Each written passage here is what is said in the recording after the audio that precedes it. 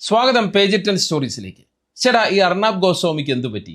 ബി.ജെ.പിയെ, മോദി സർക്കാരിനെ ഞങ്ങ് വിമർശിക്കുകയാണ് അർണബ്. തന്റെ സിഗ്നേച്ചർ ഡയലോഗായ the nation wants to know എന്ന് ആക്രോശിച്ച് പ്രതിപക്ഷത്തെ പ്രതിക്കൂട്ടിലാക്കിയിരുന്ന അർണബ് ഇപ്പോൾ ബി.ജെ.പി സർക്കാരിനെ ആകെ ചോദ്യം ചെയ്യുകയാണ്. മോദിക്കെതിരെ, ബി.ജെ.പിക്കെതിരെ പറഞ്ഞവരെ എല്ലാം രാജ്യദ്രോഹികളായി മുദ്രകുത്തിയ അതേ അർണബ്, മുസ്ലിം വിരുദ്ധത വലിയ തോതിൽ വിളമ്പിയ അർണബ്, എന്തിനും ഏതിനും കോൺഗ്രസിനെയും ഇടതു പാർട്ടികളെയും കുരിശിലേറ്റിയ അർണബ്. അങ്ങനെയുള്ള അർണബ് നന്നായോ, അതോ കോൺഗ്രസ് പക്ഷത്തേക്ക് മാറിയോ? രാജ്യത്തിന്റെ യാഥാർത്ഥ്യവും ബി.ജെ.പിയുടെ കള്ളക്കളികളും അർണബിന് മനസ്സിലായതാണോ? എന്താണ് സംഭവിക്കുന്നത്? ഇതാണ് സോഷ്യൽ മീഡിയയിൽ ഉയരുന്ന പ്രധാനപ്പെട്ട ചോദ്യങ്ങൾ. എന്നാൽ അർണബിന്റെ ഈ മനം മാറ്റത്തിന് കൃത്യമായ അജണ്ടയുണ്ടെന്ന് തന്നെ വേണം നമുക്ക് മനസ്സിലാക്കാൻ. അർണബിന്റെ ഈ നിലപാട് മാറ്റത്തെ ഒരു സ്ട്രാറ്റജിക് ഷിഫ്റ്റായാണ്, അതായത് തന്ത്രപരമായ മാറ്റമായാണ് മാധ്യമ മേഖലയിലുള്ളവർ, രാഷ്ട്രീയ മേഖലയിലുള്ളവർ എല്ലാം കാണുന്നത്. സൂക്ഷ്മമായി പരിശോധിക്കുമ്പോൾ അതിൽ 4 കാര്യങ്ങളാണുള്ളത്. അത് പറയാനാണ് ഈ വീഡിയോയുമായി വന്നത്. ഒന്നാമത്തെ കാര്യം, അത് അർണബിന്റെ പിടിച്ചു നിൽക്കാനുള്ള ശ്രമമാണ്. ഗോദി മീഡിയ ലേബലിൽ നിന്ന് മാറാനുള്ള നീക്കമാണ്. അതുവഴി പുതിയ പ്രേക്ഷകരെ ആകർഷിക്കാനുള്ള തന്ത്രമാണ്. അദാനി ഗ്രൂപ്പ് NDTV ഏറ്റെടുത്തതും അതിനുശേഷം ഇന്ത്യൻ മാധ്യമ രംഗത്തുണ്ടായ മാറ്റങ്ങളും അർണബ് ഗോസ്വാമിയുടെ നിലപാടുകളെ സ്വാധീനിച്ചിരിക്കാമെന്നുള്ള നിരീക്ഷണം വളരെ പ്രസക്തമാണ്. നമുക്കറിയാം, മുമ്പ് ബി.ജെ.പി അനുകൂല നിലപാടുകളിൽ അർണബ് ഗോസ്വാമിയും അദ്ദേഹത്തിൻ്റെ റിപ്പബ്ലിക് ടിവിയും മുൻനിരയിലായിരുന്നു. എന്നാൽ അദാനി ഗ്രൂപ്പ് NDTV ഏറ്റെടുത്തതോടെ കാര്യങ്ങൾ മാറിമറിഞ്ഞു. അദാനി ഗ്രൂപ്പ് NDTV ഏറ്റെടുത്തത് തന്നെ എല്ലാ മാധ്യമങ്ങളും, എല്ലാ പ്രധാനപ്പെട്ട മാധ്യമങ്ങളും ബി.ജെ.പി അജണ്ടയുടെ ഭാഗമായി മാറണമെന്നുള്ള മറ്റൊരു അജണ്ടയുടെ ഭാഗമായിട്ടാണ്. NDTV വലിയ തോതിൽ ഈ സർക്കാർ അനുകൂല നിലപാടുകളിലേക്ക് ഈ അദാനി ഗ്രൂപ്പ് ഏറ്റെടുത്തതോടെ മാറി. അതായത് അർണബിൻ്റെ റിപ്പബ്ലിക് ടിവിയും NDTVയും ഒരേ ചേരിയിലായി. ഇതോടെ ബി.ജെ.പി അനുകൂല പ്രേക്ഷകരെ പിടിക്കാൻ ഇവർ തമ്മിലായി പ്രധാന മത്സരം. പക്ഷേ അദാനി ഗ്രൂപ്പ് പോലൊരു വൻകിട കമ്പനിയോട് പിടിച്ചു നിൽക്കാൻ കഴിയാത്ത സ്ഥിതിയിലാണ് അർണബ് ഗോസ്വാമി എന്നാണ് പറഞ്ഞു കേൾക്കുന്നത്.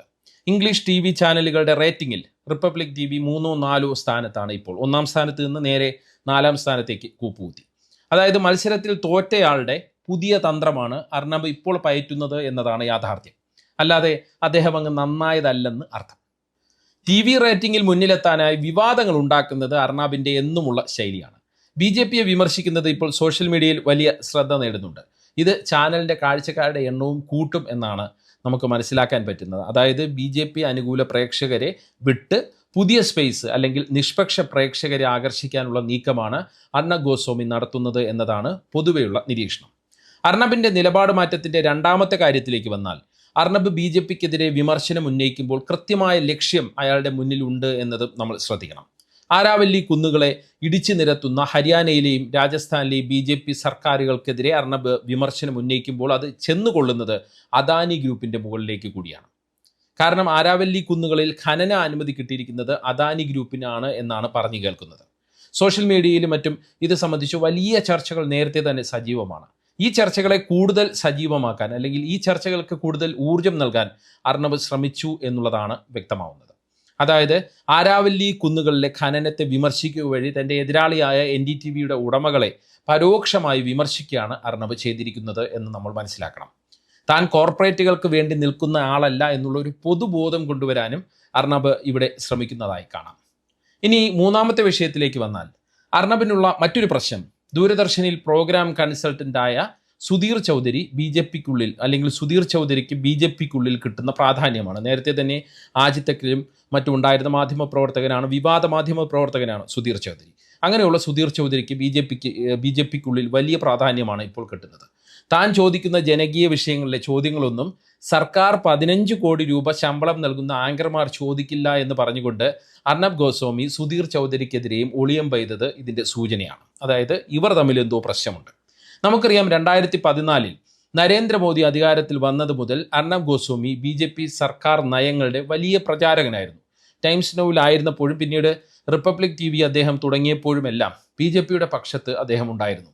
നോട്ട് നിരോധനം, ആർട്ടിക്കിൾ 370 റദ്ദാക്കൽ, CAA, ഈ വിഷയങ്ങളിലെല്ലാം സർക്കാരിനെതിരെയുള്ള വിമർശനങ്ങളെ ദേശവിരുദ്ധം എന്ന് വിളിച്ചാണ് അർണബ് നേരിട്ടത്. പലരെയും ഫ്ലോറിൽ നിന്ന് ഇറക്കി വിടുക വരെ ചെയ്തു. മോദി അധികാരത്തിൽ വന്ന ശേഷം ആദ്യമായി അഭിമുഖം അനുവദിച്ചതും അർണബ് ഗോസ്വാമിക്കാണ്. അങ്ങനെ പോയിരുന്ന അർണബാണ് ഇപ്പോൾ ബി.ജെ.പിയെ പ്രതിസന്ധിയിലാക്കുന്നത്. അത് പക്ഷേ ജനകീയ വിഷയങ്ങളോടുള്ള അദ്ദേഹത്തിൻ്റെ താല്പര്യം കാരണമല്ല, അത് മറ്റു ചില അജണ്ടകൾ നടപ്പാക്കാൻ തന്നെയാണ് എന്നുള്ളത് നമ്മൾ മനസ്സിലാക്കണം. ഇനി നാലാമത്തെ കാര്യത്തിലേക്ക് വന്നാൽ, ബി.ജെ.പി സർക്കാരിനുള്ളിലെ ചില വിഭാഗങ്ങളുമായി അർണബ് ഗോസ്വാമി അകൽച്ചയിലാണ് എന്നുള്ള സൂചനയുണ്ട്. അതിൻ്റെ കൂടി പ്രതിഫലനമാണ് അർണബിൻ്റെ നിലപാട് മാറ്റമെന്നാണ് ചില മാധ്യമ പ്രവർത്തകർ രഹസ്യമായി പറയുന്നത്. മുമ്പ് ലോക നേതാക്കളുടെ ഇന്ത്യ സന്ദർശനത്തിന് ഒക്കെ വരുമ്പോൾ വലിയ പ്രാധാന്യം റിപ്പബ്ലിക് ടി വിക്കും അർണബ് ഗോസ്വാമിക്കും കിട്ടിയിരുന്നു. ഇസ്രായേൽ പ്രധാനമന്ത്രി ബെഞ്ചമിൻ നെതന്യാഹു ഇന്ത്യയിലെത്തിയപ്പോൾ ആദ്യം അഭിമുഖം നൽകിയത് അർണബിനായിരുന്നു. എന്നാൽ വലിയ വാർത്താ പ്രാധാന്യത്തോടെ ലോക ശ്രദ്ധ തന്നെ ആകർഷിച്ച റഷ്യൻ പ്രസിഡന്റ് പുടിൻ്റെ ഇന്ത്യ സന്ദർശനം വന്നപ്പോൾ കേന്ദ്ര സർക്കാർ വൃത്തങ്ങൾ റിപ്പബ്ലിക്കിനെ പൂർണ്ണമായും അവഗണിച്ചു. അതിന് പിന്നിൽ BJPയിലെ ഈ അർണബിനെതിരെ നിൽക്കുന്ന ഒരു വിഭാഗം കളിച്ചു എന്നാണ് പറഞ്ഞു കേൾക്കുന്നത്. അത് അർണബിനെ ചൊടിപ്പിച്ചിട്ടുണ്ട്. അതിനുശേഷമാണ് BJP സർക്കാരുകൾക്കെതിരെ അർണബ് തിരിഞ്ഞത് എന്നതുകൂടി നമ്മൾ നോക്കിക്കാണണം. മാത്രമല്ല, ഇപ്പോൾ പഴയതുപോലെ അർണബിൻ്റെ റിപ്പബ്ലിക് TVക്ക് സർക്കാർ പരസ്യങ്ങളും കിട്ടുന്നില്ല. അതും അർണബിൻ്റെ നിലപാടുകളെ സ്വാധീനിച്ചിട്ടുണ്ട്. ഏതൊക്കെ വിഷയങ്ങളിലാണ് അർണബ് BJPയെ വിമർശിച്ച് മോദിയെ ചോദ്യമുനയിൽ നിർത്തി രംഗത്ത് വന്നത് എന്നതുകൂടി നമ്മൾ അറിഞ്ഞിരിക്കണം. എന്നാൽ മാത്രമേ അർണബിൻ്റെ മനം മാറ്റത്തിൻ്റെ കാരണങ്ങളെ അതിൻ്റെ കൃത്യമായ അജണ്ടകൾ വെച്ച് വിലയിരുത്താൻ പറ്റും. അർണബ് BJPക്കെതിരെ ആദ്യം രംഗത്തെത്തിയത് ഇൻഡിഗോ വിമാന പ്രതിസന്ധിയുമായി ബന്ധപ്പെട്ട വിഷയത്തിലായിരുന്നു. രണ്ടാമതായി അർണബ് BJPക്കെതിരെ രൂക്ഷമായ വിമർശനം ഉന്നയിച്ചത് മധ്യപ്രദേശ് സർക്കാരിനെ മുൻനിർത്തിയാണ്. അവിടുത്തെ ഭരണപരാജയത്തിനെതിരെ അവിടുത്തെ ആരോഗ്യ മേഖലയുമായി ബന്ധപ്പെട്ടാണ് അർണബ് ആഞ്ഞടിച്ചത്. അതിനുശേഷം ഇൻഡോറിലെ BJP MLA ഗോലു ശുക്ല തൻ്റെ മകൻ്റെ വിവാഹത്തോടനുബന്ധിച്ച് നടത്തിയ വെടിക്കെട്ടിന് മാത്രം 10 മിനിറ്റിനുള്ളിൽ ഏകദേശം 70 ലക്ഷം രൂപ ചെലവാക്കിയതിനെയാണ് അർണബ് ചോദ്യം ചെയ്തത്. ഇതിനെ അശ്ലീല സമ്പന്നതയുടെ പ്രദർശനം എന്നാണ് അദ്ദേഹം വിശേഷിപ്പിച്ചത്. BJPയെക്കുറിച്ച് ഓർത്ത് നാണക്കേട് തോന്നുന്നുവെന്നും അർണബ് അന്ന് തുറന്നടിച്ചിരുന്നു. അതിനുശേഷം ഡൽഹിയിലെ വായു മലിനീകരണത്തിനെതിരെയും ആരാവല്ലി കുന്നുകളെ ഇടിച്ചു നിരത്തുന്ന ഹരിയാനയിലെയും രാജസ്ഥാനിലെയും BJP സർക്കാരുകൾക്കെതിരെയും കടുത്ത നിലപാട് തൻ്റെ ഷോയിലൂടെ അർണബ് സ്വീകരിച്ചു. കേന്ദ്ര പരിസ്ഥിതി മന്ത്രി ഭൂപേന്ദ്ര യാദവ് പരാജയപ്പെട്ടുവെന്നും പ്രധാനമന്ത്രി മോദി വിഷയത്തിൽ നേരിട്ട് ഇടപെടണമെന്നും അർണബ് ആവർത്തിച്ച് ആവശ്യപ്പെട്ടു. അവിടെ നിർത്താതെ BJP സർക്കാർ വിമർശനങ്ങളെ ഉൾക്കൊള്ളാൻ തയ്യാറാകുന്നില്ല എന്നും എന്തിനേയും രാഷ്ട്രീയ ഗൂഢാലോചന എന്ന് വിളിച്ച് തള്ളിക്കളയുന്നത് ഭരണാധികാരികളുടെ അഹങ്കാരമാണെന്നും പറഞ്ഞ് അർണബ് കേന്ദ്ര സർക്കാരിനെ നേരിട്ടങ്ങ് വിമർശിച്ചു. അതായത് ജനങ്ങൾ ശ്രദ്ധിക്കുന്ന വിഷയങ്ങളിലാണ് BJPക്കെതിരെ അർണബ് വിമർശനം ഉന്നയിച്ചിട്ടുള്ളത് എന്നത് നമ്മൾ ശ്രദ്ധിക്കണം. മറ്റു പല കോർ വിഷയങ്ങളും അർണബ് ഒഴിവാക്കിയിട്ടുമുണ്ട്, അതും ശ്രദ്ധിക്കണം. അതുകൊണ്ട് തന്നെയാണ് ഇത് റേറ്റിങ്ങിന് വേണ്ടിയുള്ള ഗിമിക്കാണെന്നും പിടിച്ചു നിൽക്കാനുള്ള തന്ത്രത്തിൻ്റെ ഭാഗമാണ് ഈ അർണബിൻ്റെ നിലപാട് മാറ്റം എന്ന് പറയുന്നത്.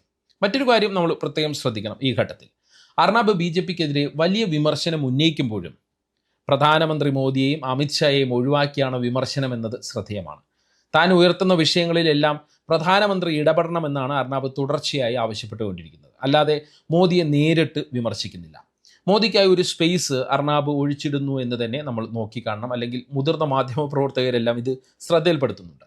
ഈ സ്പേസ് ഒഴിച്ചിടുന്നതും അർണബിൻ്റെ അജണ്ടയാണ് എന്ന് തന്നെ നമ്മൾ വിലയിരുത്തണം. ഒരുപക്ഷെ അർണബ് നേരെ BJPക്ക് അനുകൂലമായ അടുത്ത ദിവസങ്ങളിൽ U-ടേൺ അടിക്കാനുള്ള സാധ്യതയും പറഞ്ഞു കേൾക്കുന്നുണ്ട്. അപ്പോഴും പക്ഷെ ഒരു കാര്യമുണ്ട്, അത് ജനങ്ങളെ സംബന്ധിച്ചും പ്രതിപക്ഷത്തെ സംബന്ധിച്ചും പോസിറ്റീവായിട്ടുള്ള ഒരു കാര്യം കൂടി അർണബിൻ്റെ ഈ മനംമാറ്റവുമായി ബന്ധപ്പെട്ട് നമുക്ക് കണക്ട് ചെയ്ത് പറയാവുന്നതാണ്.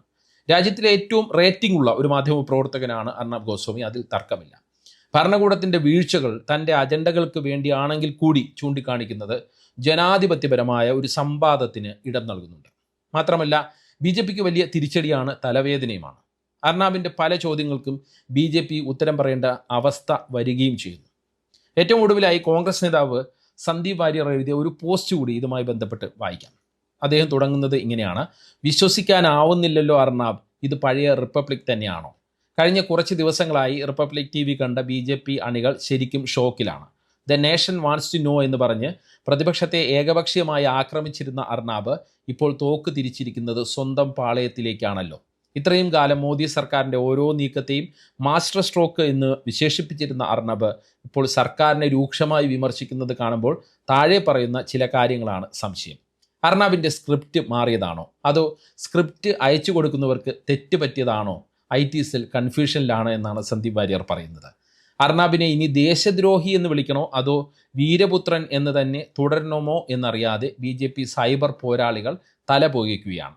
എന്തായാലും നമ്മൾ ഈ സീനിലില്ല, അതായത് കോൺഗ്രസ് ഈ സീനിലില്ല. പണ്ട് കോൺഗ്രസിനെതിരെ അർണബ് ആക്രോശിച്ചപ്പോഴും നമ്മൾ ഇത് കണ്ടതാണ്. ഇപ്പോൾ BJPക്കെതിരെ തിരിഞ്ഞപ്പോഴും നമ്മൾ വെറും കാണികൾ മാത്രം. കപ്പലണ്ടി കുറിച്ചുകൊണ്ട് നമുക്ക് ഈ നാടകം അങ്ങ് കണ്ടിരിക്കാം. അർണബ് ഇത്രയും കാലം ഉണ്ടാക്കിയെടുത്ത മിത്തിനെ അദ്ദേഹം തന്നെ തകർക്കുന്നത് കാണുമ്പോൾ അത് ശരിക്കും ഒരു മാസ്റ്റർ സ്ട്രോക്ക് തന്നെയാണ് എന്ന് പറഞ്ഞുകൊണ്ടാണ് സന്ദീപ് വാര്യർ ഈ പോസ്റ്റ് അവസാനിപ്പിക്കുന്നത്. എന്തായാലും കോൺഗ്രസ് ഹാൻഡിലുകൾ അർണബിൻ്റെ വീഡിയോകളെ അങ്ങനെ അങ്ങ് ഏറ്റെടുക്കുന്നില്ല. കരുതലോടെ തന്നെയാണ് അവർ ഇതിനെ നോക്കിക്കാണുന്നത്. ചുരുക്കത്തിൽ NDTVയുടെ മാറ്റങ്ങളും അത് മാധ്യമ വിപണിയിൽ ഉണ്ടാക്കിയ സമ്മർദ്ദം അതും തനിക്ക് ലഭിച്ചിരിക്കുന്ന കുത്തക നഷ്ടപ്പെടുമോ എന്നുള്ള ആശങ്ക, ഈ അർണബ് ഗോസ്വാമിയുടെ പുതിയ നീക്കങ്ങൾക്ക് പിന്നിലെ കാരണങ്ങൾ അത് തന്നെയാണ് എന്ന് തന്നെയാണ് നമുക്ക് ചുരുക്കി പറയേണ്ടി വരിക. അല്ലാതെ പുള്ളി അങ്ങ് നന്നായതല്ലെന്ന് ആവർത്തിക്കുന്നു. അതായത് അർണബ് BJP അജണ്ടയിൽ നിന്ന് പൂർണ്ണമായി വിട്ടുപോയെന്ന് നമുക്ക് ഇപ്പോഴൊന്നും പറയാൻ കഴിയാത്ത അവസ്ഥയാണ്. പകരം മാധ്യമ വിപണിയിലെ അതിജീവന തന്ത്രമായി കാണുന്നതാണ് കൂടുതൽ യുക്തം. എന്താണ് ഈ വിഷയത്തിൽ നിങ്ങളുടെ അഭിപ്രായം? അർണബ് ഗോസ്വാമിയുടെ മനം മാറിയതാണോ അതോ അജണ്ടയുടെ ഭാഗമാണോ? കമൻറ്റ് ചെയ്യുക. പേജ് 10 സ്റ്റോറീസിലെ വീഡിയോകൾ വാട്സപ്പിൽ കിട്ടാൻ കമൻറ്റ് ബോക്സിലുള്ള ലിങ്കുകൾ ക്ലിക്ക് ചെയ്ത് വാട്സപ്പ് ഗ്രൂപ്പിലോ ചാനലിലോ അംഗമാകാം. നന്ദി, നമസ്കാരം.